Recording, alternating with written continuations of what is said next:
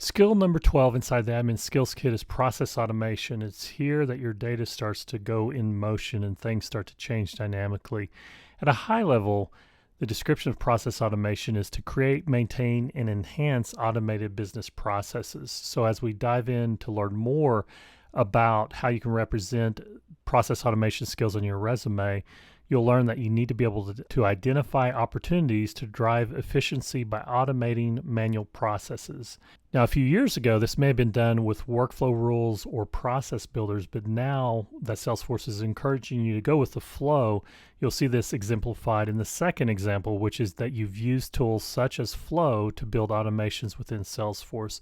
So it'd be a good idea for you to learn Flow, the Flow Builder, and also to represent that on your resume, and especially if you've done any work with retiring old workflow rules and or processes, converting them over to flows would be a good thing to exemplify as well.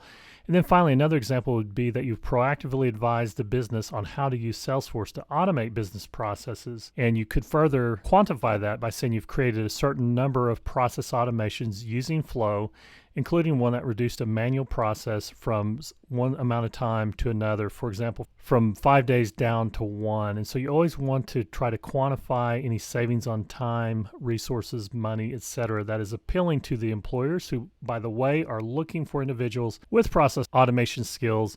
They'll likely be asking for things such as if you've created, maintained, and enhanced automated business processes using tools such as Flow to build those automations within Salesforce, as well as advising and implementing process automation within Salesforce, ensuring accurate documentation.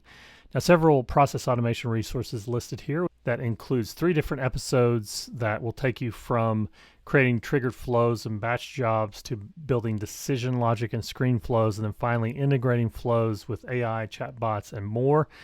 Good times will be had by all if you work through those resources. And speaking of good times being had by all, hope to see you in the next skill, which is lucky number skill 13, which is product management. I'll see you there.